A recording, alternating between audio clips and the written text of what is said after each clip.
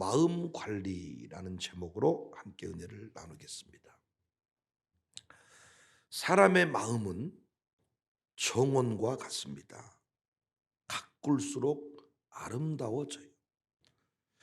마음을 잘 다스리지 못하고 가꾸지 못한 사람의 인생은 늘 문제가 따릅니다. 인생의 문제는 곧 마음의 문제예요. 마음은 양면성을 가지고 있습니다. 올바르게 사용하면 훌륭한 도구가 됩니다. 창의력이 마음에서 나와요. 탁월한 지혜도 마음에 있습니다. 그래서 사람들은 변화를 추구할 때 내면의 변화를 꾀합니다. 스티븐 코비는 인간은 세 가지 차원의 삶을 산다고 했습니다. 공적인 삶, 사적인 삶, 내적인 삶. 풍요로운 삶을 사는 사람들의 공통점은 내적인 삶을 소홀히 다루지 않습니다. 하나님도 우리가 쌍꺼풀이 있는가, 콧대가 높은가를 보시는 게 아니고 마음을 살피십니다. 쌍꺼풀 있는 분 죄송합니다. 하나님이 쌍꺼풀 있는 눈을 봐주시면 얼마나 좋겠어요. 저도 쌍꺼풀이 있어요. 속으로 들어가 있지만 아프거나 배고프고 피곤하면 쌍꺼풀이 나옵니다. 밖으로. 못 믿으시면 나중에 제가 보여드릴게요. 속눈썹은 제 아내보다 제가 더 예쁩니다. 제 아내 것보다 훨씬 더 제가 더 웨이브를 가지고 있습니다. 오늘 눈썹 붙이고 오신 분 죄송해요. 하나님이 그 눈썹을 봐주시면 얼마나 좋겠어. 여자분들 보니까 뭐 올린. 하나님은 눈썹을 보시지 않고 키를 보시지 않고 마음 중심을 보신다. 그래서 사무엘상 16장 7절에 보면 여호와께서 사무엘에게 이르시되 그의 용모와 키를 보지 마라. 내가 이미 그를 보렸노라. 내가 보는 것은 사람과 같지 아니하니 사람은 외모를 보거니와 나 여호와는 중심을 본다. 그래서 잠언 4장 23절에서는 무릇 지킬 만한 것보다 더욱 내 마음을 지켜라. 생명의 근원이 이에서 난다. 하나님은 우리의 마음 상태를 보시고 복을 주십니다. 우리의 마음 상태를 보시고 책망하십니다. 마가복음 12장 30절에 우리 예수님도 내 마음을 다하고 목숨을 다하고 뜻을 다하고 힘을 다해 하나님을 사랑해라. 하나님이 솔로몬에게 진노하실 때에도 그의 마음이 아버지 다윗의 마음과 같지 아니하다. 이 자리에 나와 예배하는 것만 그 껍데기만 보시는 게 아니고 이종현 장로님의 마음과 현지의 마음이 같은지를 보신다는 거예요.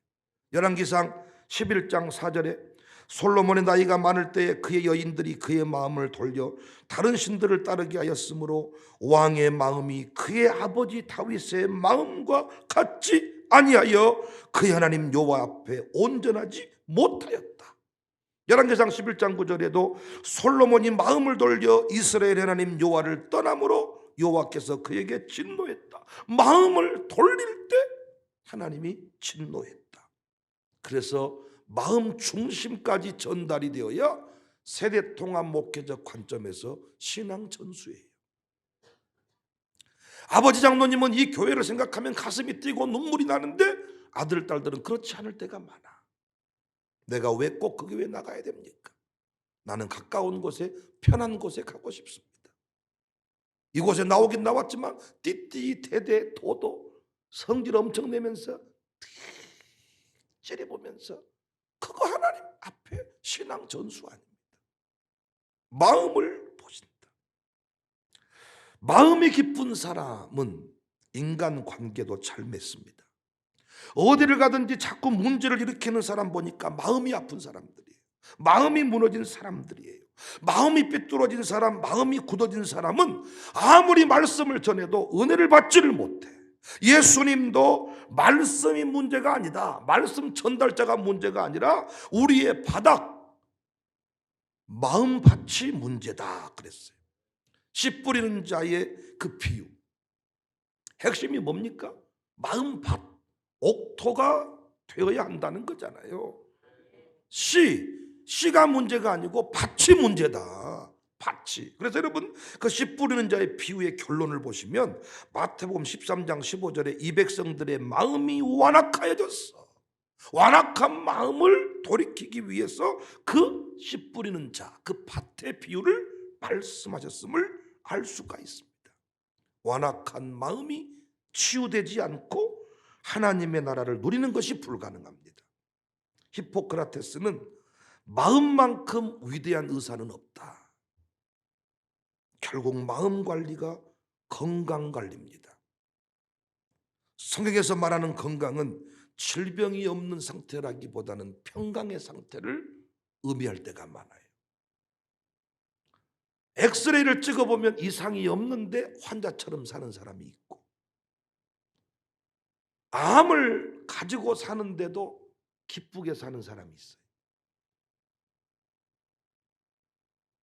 자꾸 병원 가서 엑스레이를 찍고 진단받아도 문제가 없다는데 아픈 사람 있잖아요. 마음이 문제입니다. 잠언 14장 30절 평온한 마음은 육신의 생명이나 시기하는 마음, 미움의 마음은 뼈를 썩게 한다. 미운 사람이 없는 사람 아프지 않아. 그러나 누구를 미워하고 살면 아파. 아직도 시어머니를 미워하고, 아직도 처갓집으로 원망하고, 아직도 내 돈 떼먹은 그 새끼를 잊지 못하고, 내 돈 떼먹고 잘 사는가 보자 그 새 저새, 이런 스불론 계시록, 그 인간은 잘 퍼먹고 잘 삽니다. 여러분, 살 또롱또롱 쪄가지고 내 돈 떼먹은 인간이 바짝바짝 말라 죽으면 얼마나 좋겠어. 먹을 거 다 먹고 살아. 미워하는 나만 뼈가 썩어. 뼈가. 잠언 15장 23절 보면 마음의 즐거움은 얼굴을 빛나게 하여도 마음의 근심은 심령을 상하게 한다. 잠언 17장 22절에 마음의 즐거움은 양약이라도 심령의 근심은 뼈를 마르게 한다. 잠언 18장 14절에도 사람의 심령은 그의 병을 능히 이기려니와 심령이 사가면 그것을 누가 일으키겠느냐. 제임스 알렌이라는 사람은 육체는 마음의 노예다. 육체는 의식적이건 무의식적이건 마음 가는 대로 움직인다. 질병과 건강은 환경과 마찬가지로 우리 생각 속에 뿌리를 내리고 있다. 그러니까 마음 관리가 형통 관리. 마음이 늘 기쁜 사람은 사람들과 관계를 잘 맺는다니까. 이런 사람이 장사하면 그 집 미어 터지고, 이런 사람이 영업사원 하면 그 사람한테 뭔가 계약을 맺고 싶어. 그런 사람이 목회를 하면 목회가 잘 돼.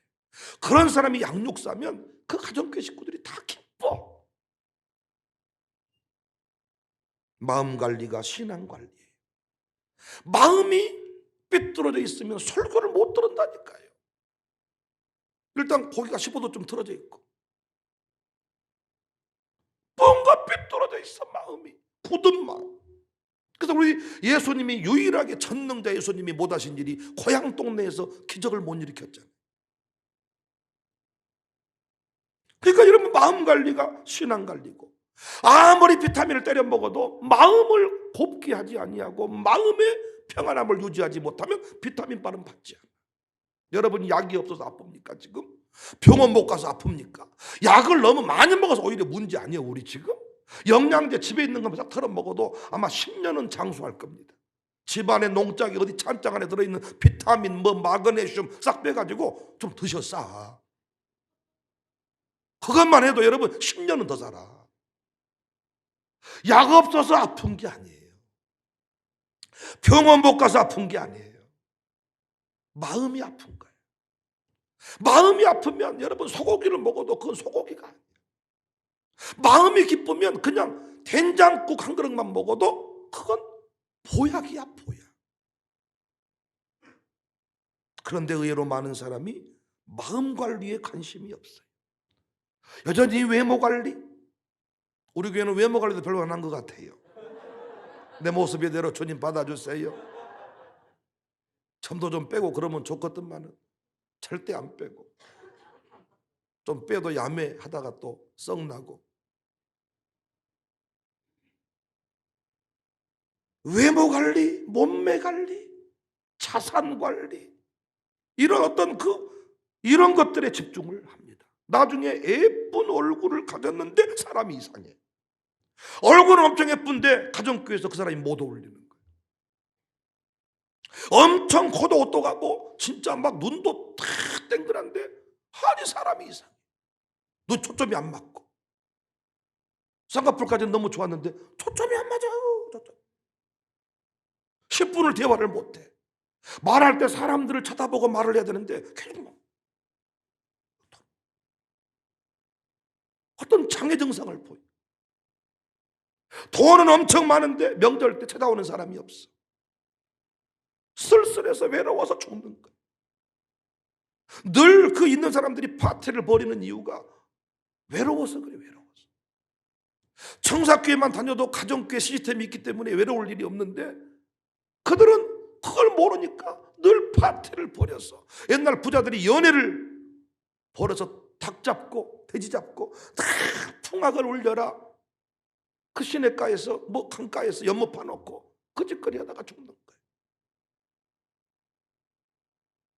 그래서 우리는 마음을 관리해야 합니다. 예수님의 말씀처럼 옥토로 가꾸어야 합니다. 어떻게 마음을 관리할 수 있을까요? 어떻게 마음을 기쁘게 할 수 있을까요? 어떻게 마음이 새로워질 수 있을까요? 저는 그 답을 다윗에게서 찾습니다. 제가 보니까 다윗은 오래전부터 이 마음의 세계를 알았던 것 같아요. 그래서 여러분, 역대상 29장 19절에 내 아들 솔로몬이 머리가 좋아지게 하시며 공부 잘하게 하시며 돈 많아지게 하시며, 이게 아니고 정성된 마음을 주사 주의 계명과 권명과 율례를 지켜 이 모든 일을 행하게 하시고 내가 위하여 준비한 것으로 성전을 건축하게 하소서. 하나님 아버지, 우리 솔로몬의 이 마음이, 내 아들의 마음이 온전한 마음 되게 하세요. 우리는 하나님 키가 커지게 해주세요, 공부를 잘하게 해주세요, 뭐 이런 것들 기도를 많이 하는데 하나님, 내 아들의 마음이 정성된 마음이 있기를 원합니다. 찬양팀 섬기는 내 아들이 정성된 마음으로 그 자리에 가 있기를 원합니다. 시편 51편 10절에도 하나님이여 내 속에 정한 마음을 창조하시고, 돈 주세요, 집 주세요, 빚 갚아주세요가 아니라 내 마음을 새롭게 하옵소서. 다윗은 타락도 회복도 행복도 기쁨도 마음에서 일어난다는 사실을 알았습니다. 사실 다윗은 일부 학자들 견해에 의하면 서자 출신이 아닌가, 이런 주장이 있어. 왜? 여러분 잘 아시는 바대로 집에서 쫓겨나다시피 한 사람이잖아요. 오늘날 개념으로 치면 서류를 제출하는 것조차도 아버지에 의해서 막힌 사람이잖아요. 멀쩡한 군인이 될 만한 멀쩡한 형들은 다 집구석에서 놀고 있고, 이 찌질한 놈이 곰과 사자와 싸워서 이 양을 지키는 그곳에 가 있잖아. 이 모순적인 가정의 환경을 좀 보시라고. 나중에 결혼을 했는데 자기 장인께서 사위를 죽이겠다고 창 들고 쫓아다니고 군인을 풀고, 나중에는 아들이 배반을 하고 난리가 납니다. 여러분, 인생에 이렇게 파란만장한 삶을 사는 사람이 또 있을까? 그런데 그는 마음의 평정심을 잃어버리지 않습니다. 부모를 죽이겠다고, 형님을 죽이겠다고 칼 들고 달려들지 않습니다. 나중에 형들에게 치즈덩어리를 갖다 주고 와라, 심부름 형님들 생각하면서 찾아가지 않습니까? 형님에 대한 어떤 미움의 감정도 시기의 마음도 뼈를 사기게 하는 어떤 지난날의 쓴뿌리가 없어. 어떻게 다윗은 그런 평정심, 하나님 나라를 누리며 살 수 있었을까? 저는 두 가지 중요한 원리를 다윗에게서 발견해요. 여러분 꼭 가슴에 새기시고, 저도 여러분도 날마다 마음의 기쁨, 김성욱 성도님 마음의 기쁨. 와, 이 지금 고속도로가 얼마나 막힙니까? 그런데 예배 드린다고 내려왔어. 또 오늘 예배 드리고 다시 또 올라간대. 새 가족이니까 안 그래도 되잖아. 그런데 오늘 이 자리에 왔다가 예배 드리고 돌아갔는데 아무런 변화가 없고 얻는 게 없다면 얼마나 억울합니까? 그러나 세상에서 경험할 수 없는 그 마음의 기쁨. 할렐루야. 마음이 회복되면 다 회복되는 거예요. 마음이 회복되면 어떤 것을 먹어도 다 약이 되는 거예요. 마음이 회복되지 아니하면 한약 100채를 먹어도 약발이 서지를 않아. 여러분의 마음이 열리지 아니하면 제가 아무리 안수를 해도 기도가 먹히지를 않아. 성령의 교통하심이 없어요. 마음이 열려 있으면 부목사가 설교해도, 전도사님이 설교해도 충만한 것을 경험하지만은 마음이 닫혀 있으면 예수님이 설교해도 기적이 일어나지 않아. 어떻게 다윗은 그 마음이 천국이었을까? 어떻게 그 마음을 지킬 수 있었을까? 어떻게 마음을 잘 다스렸을까? 두 가지 중요한 원리. 첫 번째 원리는 다윗은 항상 여전히 하나님을 찬송하고 기도했습니다. 항상 여전히 하나님을 찬송했어요. 다윗의 시편에서 강조되는 단어가 항상, 여전히, 수시로, 변함없이. 다윗은 어디를 가든지 찬송하고 기도했습니다. 문제 있을 때만 기도하고 평안할 때는 놀러 가버린 게 아니고 변함없이 일상 속에서 그 일이 이루어졌습니다. 시편 57편 7절 이하도 하나님이여 내 마음이 확정되었고 확정되었사오니 내가 노래하고 내가 찬송하리로다. 내 영광아 깰지어다 비파야 수금아 깰지어다 내가 새벽을 깨우리로다. 주여 내가 만민 중에 주께 감사하며 문나라 중에서 주를 찬송하리다. 승리하는 의인의 모습을 오늘 본문에서도 확인할 수가 있는데, 시냇가에 심은 나무 뿌리의 문제잖아요. 어떻게 승리할 수 있었냐? 그의 뿌리가 하나님께. 어떻게 그 뿌리가 흔들리지 않았냐? 내가 율법을 주야로 묵상했다는 거예요. 2절 오직 여호와의 율법을 즐거워하여 그 율법을 주야로 묵상하는도다. 영성관리, 하나님과의 관계 유지, 우리로 치면, 우리 개념으로 치면 교회 생활입니다. 교회 생활. 여러분이 끝까지 마음을 지키고 마음 관리를 잘하고 싶다면 5절에 의인들의 모임에 들어가는 복을 받았다. 다윗이 그랬어요. 악인들은 의인들의 모임에 들어가지 못한다.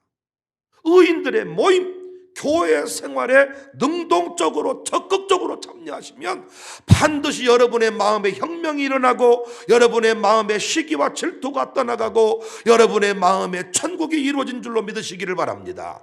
여러분 침을 맞아서 어떤 부분까지는 고칠 수 있어도 여러분의 마음 심장에 침을 꼽을 수 있나요? 지금 우울증이 전 세계적으로 폭증하고 있는데 우울증을 치료하는 약은 없습니다. 우울증이 자살적으로, 우울증이 불면증으로 다른 쪽으로 흘러가지 않도록 도와주는 약은 있어도 우울증을 치료하는 약은 없어요. 그래서 지금 사람들이요, 서양 사람들이 절을 찾아가지고 템플스테이, 절에 가가지고 마음의 어떤 명상, 요가, 뇌과학 이런 것들을 막 하는 거예요. 왜? 마음의 문제임을 깨달았어. 마음의 문제임을. 그런데 이 마음의 문제를 해결할 자가 누구냐? 하나님밖에 없어. 하나님밖에. 말씀은 심령 골수를 쪼개버린다는 거예요. 사람들의 위로는 골수까지 심령 깊은 곳에 임하지를 못해. 하나님의 말씀. 그래서 교회 생활 안에 우리의 마음 관리, 여러분이요 막 마음이 무너졌다가도 오늘 또 예배 자리에 나오고 오늘 또 하루 종일 교회에서 온전한 주일 성수를 딱 하면 마음의 기쁨, 마음의 회복, 마음의 감격 아니십니까? 목사님들 중에서 운동 1도 안 해. 그런데 엄청 오래 사는 분들이 많아. 그런데 운동을 밥 먹듯이 해. 근데 빨리 죽어버린 사람이 많아. 목사님은 맨날 극단으로 그렇게 말씀하십니다. 제가 말씀드린 포인트는 어디에 있냐? 운동 하나도 안 하는데 오래 사는 목사님의 특징이 뭐냐? 말씀의 깊이가 있어. 목사님 말씀의 깊이가 있는 목사님들 보니까 진짜 그분들은 온종일 서재실에 목양실에 박혀 있어. 그런데 오래 살아. 왜인 줄 아세요? 말씀이 깨달아질 때, 말씀을 묵상할 때 진짜 여러분 사람들이 볼까 봐서 커튼을 쳐놓고 하지만은 혼자 무릎을 치고 가슴을 치고 손바닥을 치고 할렐루야 막 노래하고. 저도 진짜 혼자 있을 때 말씀 깨닫다가 팬티 입고 목양실을 돌아다닐 때가 많아. 옷을 편하게 입고 말씀 공부하다가 그때요, 그때 우리 세포가 춤을 추고 그것은요 한약 한 잔 먹어서 오는 기쁨하고 다른 거예요. 심령 골수 영원히 기뻐한다는 거예요. 영원히 춤을 춘다는 거예요. 영원히 이 영원히 춤추게 하는 곳이 어디냐? 교회입니다. 교회. 나이트클럽은 육신 몸뚱아리는 춤을 춰도 영혼은 공허한 거예요. 놀라운 것은 술을 엄청 먹고 춤을 추는데 춤을 출수록 멀쩡해지고 나중에는 몸뚱아리만 흔들고 있고 내 마음은 흔들지를 않아. 안 해보셨군요. 관광버스 안에서 미쳐 돌아 하는데 돌아야 되는데 안 돌아가는 거예요. 이게 돌아줘야 되는데 갈수록 정신이 더 멀쩡해지고. 여러분 술 먹어보신 분 알 겁니다. 술을 먹으면 먹을수록 밤이 새면 셀수록 새벽이 되면 될수록 더 멀쩡해진다는 거예요. 나중에는 어지간한 술 먹어가지고는 채지도 않아. 그래서 마약으로 가는 거예요. 마약으로. 마약의 마지막 단계는 뭡니까? 죽음입니다. 왜? 그 이상 단계를 하면 죽어버려 사람이. 더 하다가 죽어버리는 거예요. 여러분 마음관리. 저도 교회 없이 어찌 내 마음의 기쁨을 유지할 수가 있을까? 우리가 무엇으로 기쁨을 누려요? 여러분 우리가 뭐 막걸리를 먹습니까? 아니면 남들처럼 남 뒤통수를 때려가지고 무슨 돈 사기를 쳐서 돈을 벌기를 합니까? 뭘 합니까 여러분? 우리 기쁨이 뭐가 있습니까? 기뻐할 일 별로 없어요. 그런데 이렇게 감격으로 살 수 있는 것은 광주 청사교회 때문인 줄로 믿습니다. 그래서 우리 아이들이 우울증 걸리지 않고 정상에서 쓸쓸하게 죽어가는 것을 보지 않으려거든 교회 생활 잘하게 하세요. 교회 생활. 이 교회 안에 머물러만 있어도 거룩한 기운들이 성령의 역사가 심령 골수, 심령에 필요한 것들을 공급한다는 것을 믿으시기를 바랍니다. 운동 아무리 열심히 하고 아무리 여러분이 보약을 먹어도 말씀의 은혜 받지 못하고 교회 생활, 은혜 생활 하지 아니하면 여러분 빨리 죽습니다. 미안한 얘기지만 병 들면 죽는 거잖아. 그 병을 치료하는 방법이 뭐냐고. 치료하는 방법 마음의 치유야. 마음의 치유. 그 세상 사람들은요 하나님을 모르기 때문에, 말씀을 모르기 때문에 절간에 가가지고 절밥을 먹고 템플 스테이를 하고 그렇게 하면 뭐가 좋아지는 것 같지만 근본 문제, 영혼의 문제, 죄악의 짐 해결 못하잖아. 그래서 교회 생활이 우리에게는 너무 중요합니다. 현대인들 자꾸 교회 생활 능동적으로 하지 않고 피동적으로 소극적으로 그렇게 하면서 행복하기를 원하지만 천만의 말씀, 율법을 주야로 묵상했다. 여전히 하나님을 찬송했다. 내가 새벽을 깨우겠다. 이 모든 다윗의 고백이 광주 청사교회 신앙생활 안에 다 포함되어 있잖아요. 그렇잖아요 여러분. 어떨 때는요 찬송을 부를 때 눈물이 찡 날 때가 있어요. 있어요. 눈물이 찡. 그 눈물이 찡 날 때 여러분의 세포는 춤을 추는 거예요. 대침을 맞는 것보다 강력한 찡. 성령 역사하면 몸이 진동. 그 진동이 드르르르 진동이 여러분의 모든 세포를 다 살아나게 하는 거예요. 진동. 뭐가 내가 쨍 머리에다가 침을 놔버리면 머리가 찡 침을 넣으면 찡 움직이다 그러더라. 성령 충만할 때 찡 뭔가 느낄 때 있잖아. 그때 인생이 뒤집어지는 거예요. 그래서 한의원 찾지 말고 새벽에 나와서 머리통이 찡 하는 은혜를 경험해야지. 뭘 그렇게 약봉다리 달고 다니고 어디 한의원 한의사 아주 조만간에 그 교회로 가겠어. 한의사 교회로. 아주 그 하나님이 하나님. 뭘 한의원 소개하고 한방 소개하고 어디 뭐 침 소개하고. 우리 교회 와서 예배 한번 드려봐라. 우리 교회 가정교회 모임 한번 참여해봐라. 뇌가 진동해버릴 것이다. 오장육부가 드르륵 떨려버릴 것이다. 할렐루야. 우리 교회 날마다 이런 은혜가 있어지기를 주의 이름으로 축복합니다. 두 번째 중요한 원리는요, 마음관리. 마음은 형통관리, 마음관리가 형통관리, 마음관리가 신앙관리, 마음관리가 건강관리인데 다윗은 어떻게 마음을 관리하나 봤더니 다윗은 자연 만물 속에서 하나님의 음성을 들었어요. 이것이 저의 다 새로운 깨달음입니다. 오늘 본문에서도 의인의 삶에 관하여 깨달음을 얻었잖아요. 그런데 뭘 보고 깨달았어요? 시냇가에 심겨진 나무를 보면서 우와 저거다 저거야. 가뭄이 왔는데 시냇가에 심겨진 나무 이파리는 여전히 파릇파릇하다는 거예요. 여전히 열매가 맺더라. 저거구나. 내가 잘 되는 이유는 하나님께 뿌리를 두고 살았던 것이구나. 이걸 교회 안에서 깨달을 수 있지만은 어디서 깨달았어요? 시냇가에 심은 나무 앞에서. 다윗의 시편 가운데 등장하는 모든 소재는 특별히 공부해서 학위 받아서 뭐 깨달은 게 아니고 일상의 삶에서 만나는 돌, 시냇물, 새, 이 모든 별, 하늘, 궁창, 이 모든 시편 23편이 시편 중에 시편인데 거기서도 하나님의 그 보호하심을 무엇과 무엇의 관계로 설명을 했습니까? 목자와 양의 관계로. 자기가 출신이 뭐예요? 목동 출신이잖아요.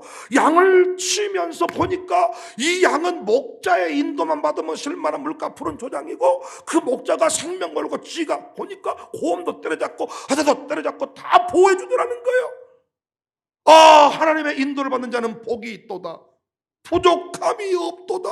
이야, 예배 가운데서 깨닫지 못했던 것을, 새벽 기도 가운데 못 깨달았던 것을 양목장 가가지고 이예고 집사는 소를 키우면서 이야, 이 소 봐라, 이거 가만히만 있는 내가 다 먹여 살리네. 우와, 이 소는 내가 하는 대로만 하면 문제가 없네. 이야.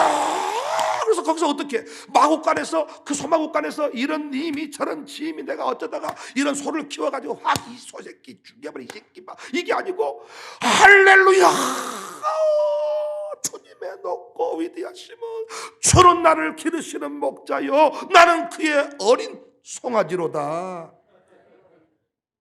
미쳐버리는 거예요, 다윗이. 시편 19편 1절 4절에도 하늘이 하나님의 영광을 선포하고 궁창이 그의 손으로 하신 일을 나타내는도다. 날은 날에게 말하고 밤은 밤에게 지식을 전하니 언어도 없고 말씀도 없으며 들리는 소리도 없으나 그의 소리가 온 땅에 통하고 그의 말씀이 세상 끝까지 이르도다. 하나님이 해를 위하여 하늘에 장막을 베풀었다. 우주 만물 속에 하나님의 소리가 있더라는 거야. 바울도 로마서 1장 20절에 뭐라고 말한 줄 아세요? 창세로부터 그의 보이지 아니하는 것들 곧 그의 영원하신 능력과 신성이 그가 만드신 만물에 분명히 보여 알려졌나니 그러므로 그들이 핑계하지 못할지니라. 다윗은 율법을 사랑해서 그 일을 주야로 묵상했습니다. 하지만 거기서 머물지 않았습니다. 그 말씀을 그는 일상의 삶 속에서 적용했고 일상의 삶 속에서 깨달음을 얻었습니다. 오늘날 그리스도인들이 이 비밀을 잃어버려서 문제입니다. 마음이 괴로울 때, 기도하고 예배드렸는데도 내 인생이 늘 무너지는 것 같을 때 우리는 자연으로 돌아가야 돼요. 예배당을 떠나야 돼요. 나는 자연인이다 프로그램 찍으란 게 아닙니다. 그들의 문제는 뭐냐? 자연으로 돌아가서 치유를 받았으면 다시 사명 감당의 자리로, 예배 자리로 돌아와야 되는데 그곳에 사니까 그들은 치유받지 못한 거야. 지금 예배 중에 은혜를 경험하지 못하겠거든. 언제부턴가 인생이 무너지는 것 같거든. 휴가 내세요.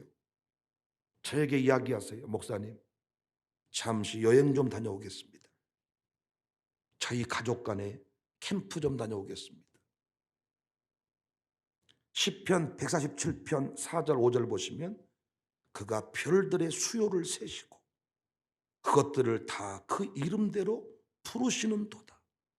그러니까 여러분, 우리 시골에서 보면 도로가에 차가 안 다닐 때니까 누워있을 때도 있어.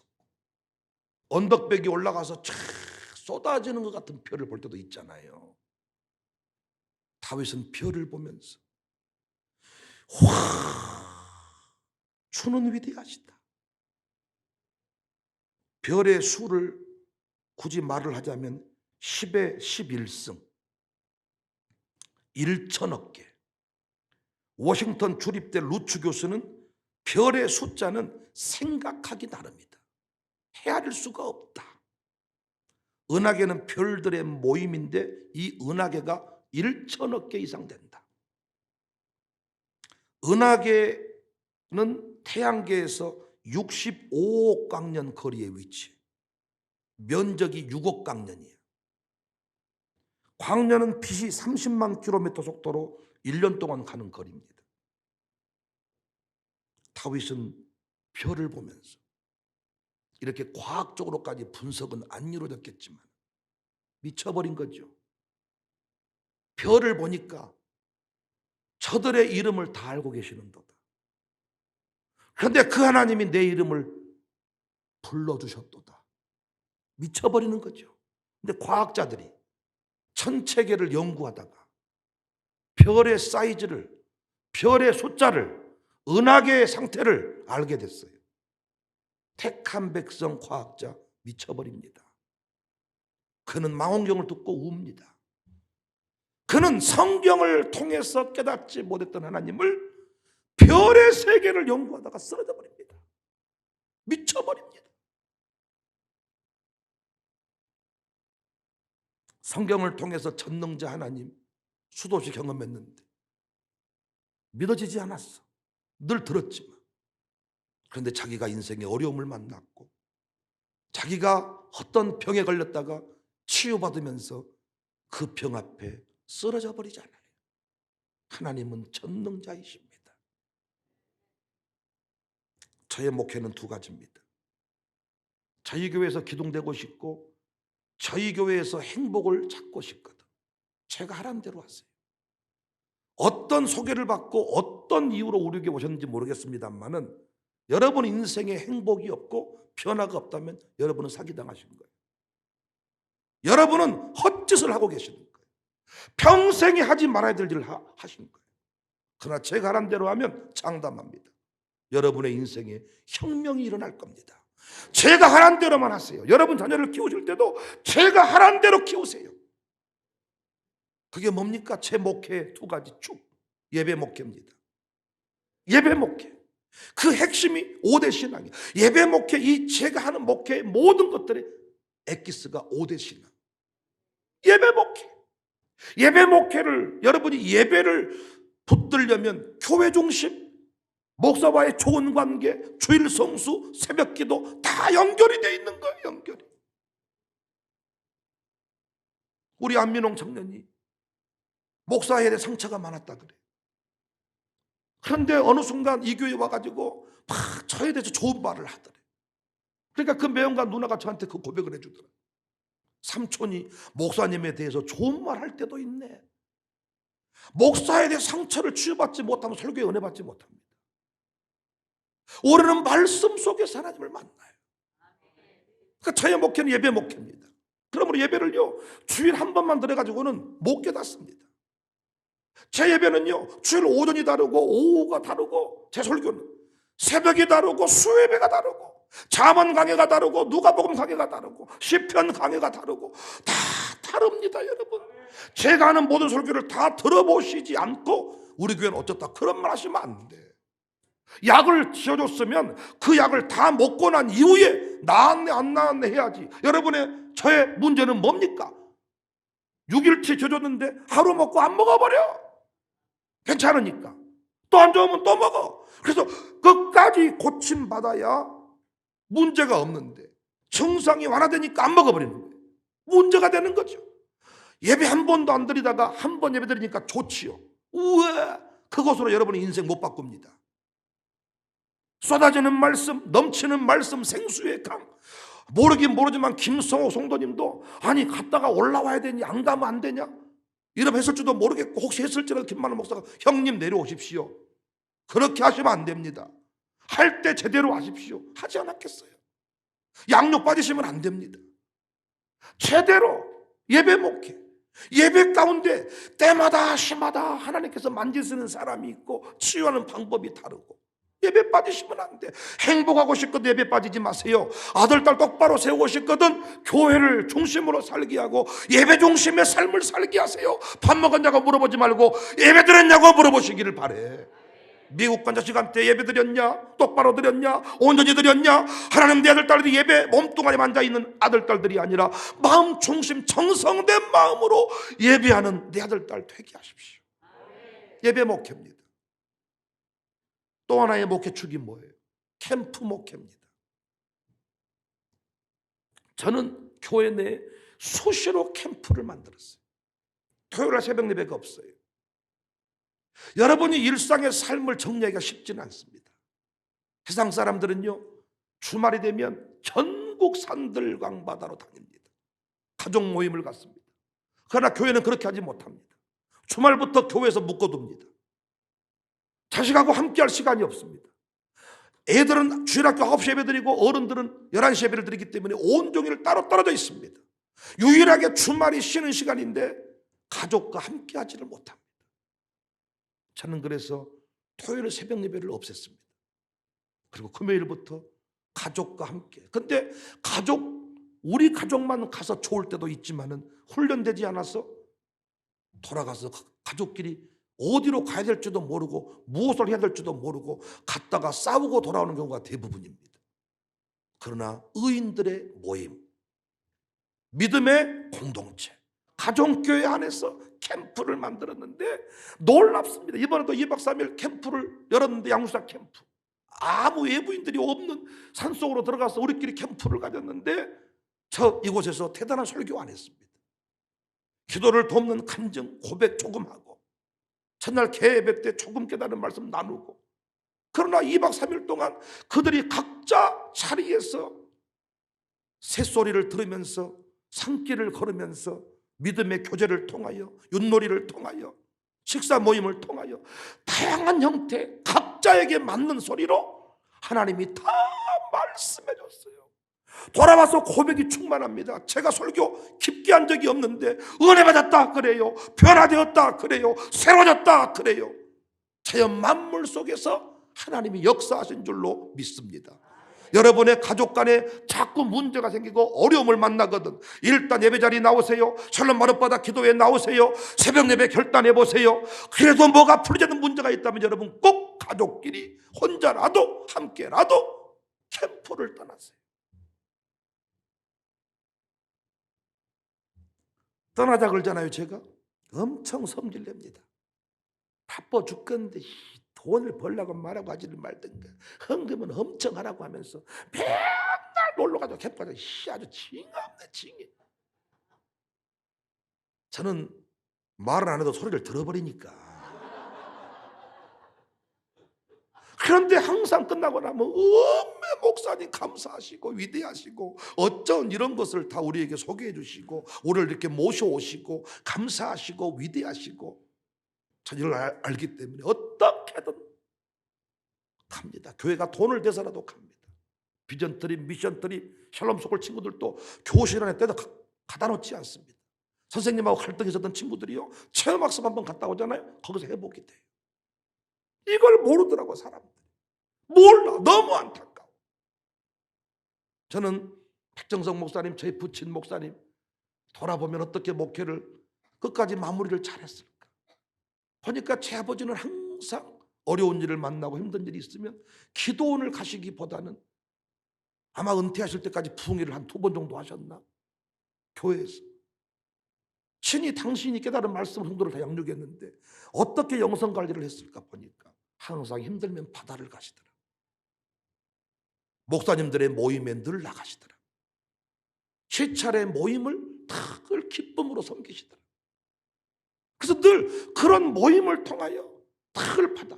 저희들이 중학교, 고등학생 되기까지 텐트를 하나 사셔가지고 항상 여름 휴가를, 시골 교회지만 일주일 휴가를 받으셔가지고 항상 우리와 함께 해남 송오리 해수욕장부터 시작해서 금방 해수욕장 오토바이 타고 텐트 싣고 내 가족이 바닷가에 가서 다 1박 2일 또 2박 3일 이렇게 캠프했던 기억이 나요. 어떻게 영성 관리를 했을까? 어떻게 멘탈을 지켰을까? 어떻게 시골 교회를 하면서 끝내 승리했을까? 기도원 가서 하나님 만난 체험도 있겠지만 자연 만물 속에서 마음을 관리한 거야. 마음을. 이번 명절 때 부탁드립니다. 제발 교회에서만 기도한다고. 그래서 저는 명절 때 예배를 드리지 않습니다. 교회에서 예배 모이지 않아요. 수요일 저녁 예배까지 모이지 않을 겁니다. 목요일 새벽 예배까지 쉬고 목요일 샬롬 마룻바닥 기도회 때 모일 겁니다. 가족을 찾으세요. 고향을 가세요. 부모님이 안 계실지라도 고향 동네라도 다녀오세요. 사람들이 막 떼끌어서 어디를 못 간다 그러면 두 부부라도 산이라도 오르세요. 부탁드려. 제발 여기 운천 조수지라도 한 바퀴 도세요. 집안에서 해결되지 않았던 문제가 식구들끼리 내가 밥 살 테니까 나갑시다. 영상강만 보고와도 식구들 간의 화목의 역사가 일어날 거예요. 아멘 좀 하세요. 명절 구정 특별 산상성에 나는 그런 것 좀 안 했으면 좋겠어. 명절 때 현수막 붙여놔요. 고향으로 가서 각자 집으로 가서 가족을 구원하세요. 그동안에 기도하신 것, 말씀 공부하신 것을 가지고 드디어 삶으로 보여주고 오세요. 이번 어떤 큰 교회는 고향 교회 특별 성김원금 봉투를 만들어 놨더라고요. 어떤 큰 교회를. 참 큰 목사님 멋지다 생각했어. 그래서 본교회에서 예배 드릴 수 있는 분은 다 본교회로 나오시고 토요일부터 고향 가려면 꼭 고향 교회 특별 섬김원금 무슨 교회 봉투를 찍어놨더라고. 교회가 아예 이 헌금 준비해서 고향 교회 가서 예배드리고 오라는. 다윗이 어떻게 승리했을까? 와, 자연을 본 거예요. 자연. 시냇물, 새소리, 바람소리, 양을 보고 목자를 보고 별을 보고 궁창을 보고 해를 보고 달을 보고 시편에 나오는 특별한 빌딩, 고급 빌딩, 호텔, 리조트 이런 거 없잖아요. 자연 만물 속에서 어떻게 저도 어떤 일을 끝까지 해본 적이 없는데 이렇게 마음을 지키면서 13년 목회를 했을까? 돌아보니까 캠프요, 캠프.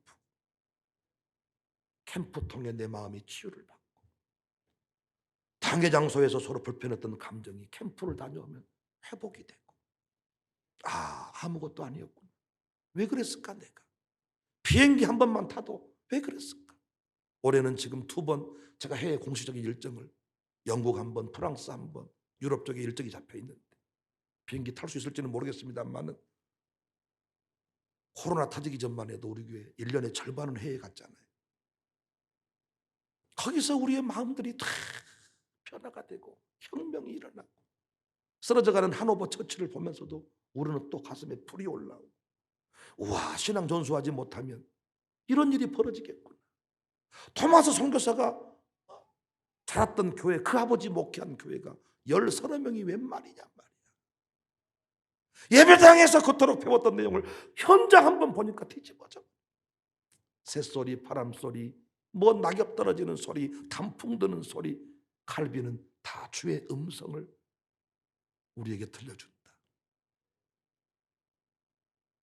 우리 교회는 균형 잡힌 영성으로 끝까지 승리하는 교회가 될 수 있기를 바랍니다. 마음 관리를 잘합시다. 할렐루야. 마음 관리가 형통 관리, 마음 관리가 신앙 관리, 마음 관리가 건강 관리. 어떻게 마음 관리 잘해요? 은혜 받으세요. 교회 생활을 잘하세요. 교회를 삶의 중심에 두고 사세요. 두 번째 뭐 하시라고요? 자연 속으로 들어가세요. 자연 만물 속에 주의 음성이 있어요. 사장님이요, 돈도 못 벌면서 맨날 사무실에 앉아있어. 직원들이 스트레스 받습니다. 잔소리만 해서 하니까 오히려 떠나버려야 돼요. 산속으로 들어가 버려야 돼요. 거기서 혁명이 일어나고 직원들에게 대한 고마움이 생겨나고. 저도요, 이 사무실에 앉아있으면 직원들이 전부 다 미워지더라고요. 우리 사무실 직원들을 보면 청소도 안 하고 먼지 마셔버려. 그냥 자기들이 공기청정기야. 먼저 떠다니면 마셔버려. 그냥 화장실 냄새 나면 마스크 쓰고 들어가서 청소하는 법이 없어. 사무실에 있으면 죽여버리고 싶어. 다 보내버리고 나 혼자 살고 싶어. 그러나 딱 교회 밖을 떠나면 이 인간들이 너무 사랑스럽고. 리버라도 우리 김만원 목사랑 윷놀이를 교육자 편 하는데 이 교육자들이 캠프를 저랑 한두 번 간 건 아니잖아요. 그러면 윷놀이 최소한 돈 2, 3만 원은 준비해 와야 되잖아요. 항상 10,000원도 안 가지고 옵니다. 그럼 교육자 편을 하잖아요. 그러면 한 판에 3만 원 빵, 2만 원 빵 내면요, 돌아가면서 내면 아무것도 아닌데 혼자 내면 30만 원이 금방 나가버려. 그 인간들이 자꾸 배기 싫어져. 자꾸. 근데 갑자기 이번에 3만 원 딱 내고 두 번 되니까 김만원 목사가, 목사님 돈 준비해 왔습니다. 지갑을 쫙 빼면 3만 원을 쫙 빼는 거예요. 얼마나 예쁘고 사랑스럽고 감사하고. 이 새끼 우리 참 이거 모든 게 다 그동안에 그 모든 게 다 회복되는 순간이야. 나는 김만옥이 지갑을 가지고 다니는 것도 본 적도 없고 지갑에 돈 있는 것도 본 적이 없고, 물어봤더니 윷놀이 해야 되니까 자기 편에 돈 달라 그랬다는 거예요. 없다고 다 돈을 만들었고 5만 원 다 모았다는 거예요. 지갑에서 3만 원 쫙. 나 산길을 걸으면서 그 얘기를 해줬어. 와, 김만옥이 너무 사랑스럽더라. 김재성, 이상화 죽이고 싶더라. 여러분, 이런 얘기를 교회 안에서 할 수 있겠습니까? 너 죽이고 싶더라. 너는 왜 애가 흡혈귀 같냐? 근데 산길을 걸으면서 그 얘기를 하니까 다 웃었어. 제가 웃으면서 그랬어. 처음 윷놀이 할 때 니들이 안 보였으면 좋겠다. 한교통에서 쳐다보고 있는 것도 짠하고 니들 돈을 따먹어도 짠하고 이겨도 재미 하나도 없고 어차피 내 돈이니까. 그거 따먹으면 뭐해? 내가 준 돈인데 재미 하나도 없어. 내 눈에 보이지 말아버려라 차라리. 그런데 두 번째 날인 건 안 보이더라고. 아예. 그러니까 교회 안에서는 서로 긴장 관계에 있었던 것들이 산길을 걸으면서 다 풀린다고 얘기해. 그래서 우리 교회는 꼭 마음 관리, 이 원리를 깨달아서 누구든지를 다 행복하게 만드는 그런 공동체가 될 수 있기를 바랍니다.